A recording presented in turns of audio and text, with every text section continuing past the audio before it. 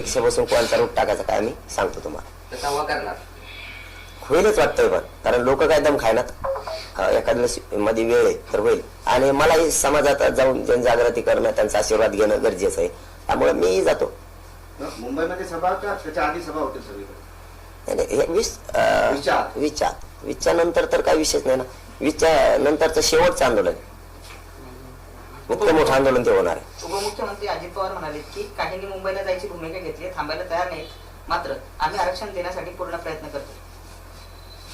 हा, काहींनी मुंबईला जायचा निर्णय घेतलाय, पण काहींनी हे सुद्धा निर्णय घेतलाय की महिलांचं नाव मुलाच्या पुढे लावा, मुलगा आई आणि वडील लावा, असंही काहींनी म्हणलंय काल.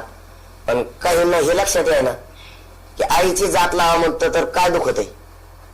मुलाच्या समोर आईचं नाव लावा काही जण म्हणतात, कालच म्हणलेत काही जण.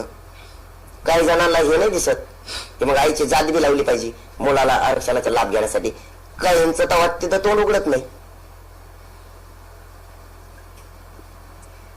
चलो, धन्यवाद. पाटील, काल तुम्ही क्रिकेट खेळले, काल विकेट घेताना पाहायला मिळाले, आता कोणाची विकेट घेणार आहे तुम्ही? 20च्या नंतर तुम्हाला सगळ्या विकटा दिसतील. पण कोण असणार सांगा ना.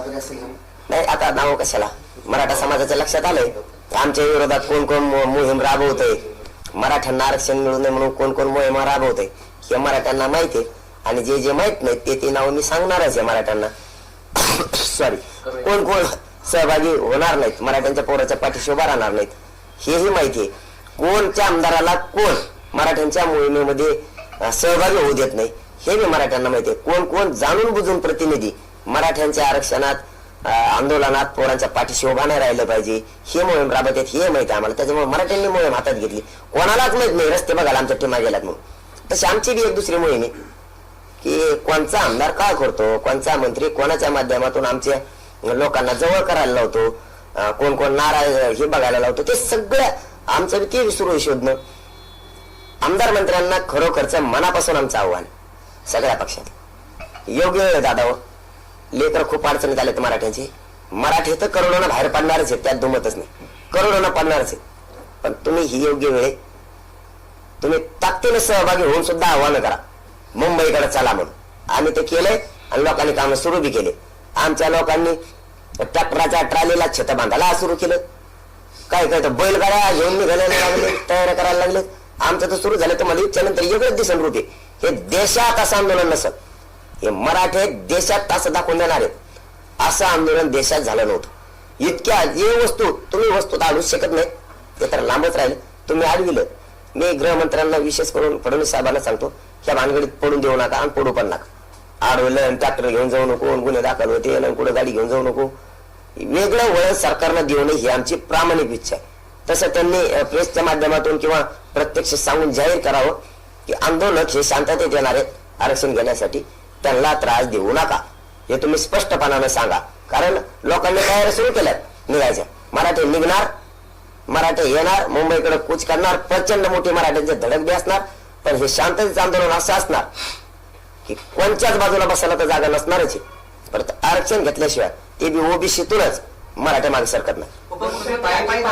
इतकं सगळं 7-8 दिवस जायला लागतील, खूप मोठी गर्दी असेल, प्रचंड त्रास लोकांना पण होईल. म्हणजे आंदोलन तुम्ही करताय म्हणून पण इतर लोकांना वेठी धरल्या जाईल, कारण रस्ते सगळे जाम होतील, सगळी वाहतूक व्यवस्था कोलमडून पडेल, सगळं कोलमडून पडेल. एका रस्त्यामुळे काय कोलमडून पडून काय, आणि आम्हीच कोलमडून पडत त्याचं काय. आम्ही फार कोलमडून पडत, आमच्या पोराचे पुरे मराठीचे वाटलं व्हायला लागले तर. आणि एका रस्ता पण पाडलं, एकच रस्ता आहे का तेवढा पुऱ्या राज्याला.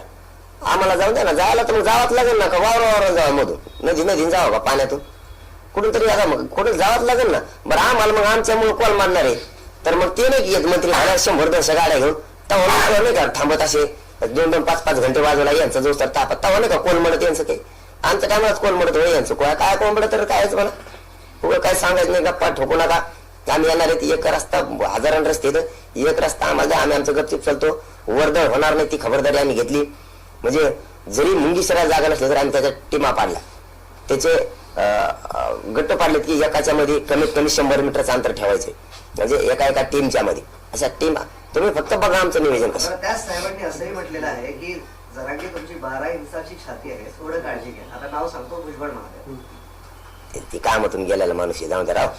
त्यात काय खरं राहिले ते काय ते रातचे कागद खाणार आता काही दिवसांनी बघा तुम्ही ते नसतात का भाज्याचे त्याचे असे कागद जिलेबीचे ते कागद चघळून येते ना आता ते लयच कामातून गेलं लयच याला पाठ लागला होते मंत्र्याच्या हाताला त्याला काही कळतच नाही एवढं मोठं असून काही बोल बरं मग आपली 6 इंचाची असून नाही 2 इंचाची असून तू 100 इंचाची काय केलं का कांदे खाल्ले काय खाल्ले रे कोणते बोलतो बोललो आम्ही आमचं बघू तू तुला बघ काय बोलतो आमच्यामध्ये याव झालं त्याव झालं कसलं काय डोक्यात खराब करतोय उगाच सगळ्या महाराष्ट्राले अरे त्या गोरगरीब ओबीसी बांधव सुद्धा वाटलं केलं होतं गोरगरीब ओबीसी बांधवाचं वाटलं केलं तू त्या धनगर बांधवांचं वाटलं केलं गोरगरीबाचं तू त्या बंजारा बांधवाचं वाटलं केलं तू का माणूस आहे का कोण आहे का तुला काय कळतंय का नाही का खाता समजा रे याची बुद्धीच कशी चालत नाही का वयान होतं गप्प पड ना कशाला गोरगरीबाचं वाटलं करतो उगाच आमचे संबंध लय चांगले गाव खेड्यात कशाला बिघडितो तू रोज ताटात जेवतो आम्ही चहा पितो राव एकामेकाच्या शेतात एकामेकाला आवतं देतो आम्ही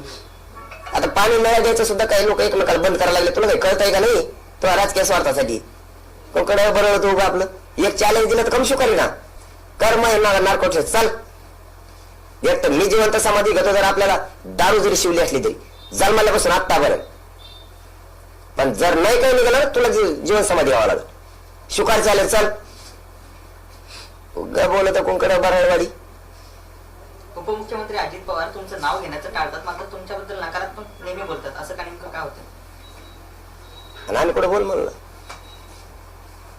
जसं बोलत तसं बोलत नाही मराठीला लय कळतो मराठीला हुशार झाले आता लय हुशार झाला नाव घेतलं का नाही घेतलं का मला काय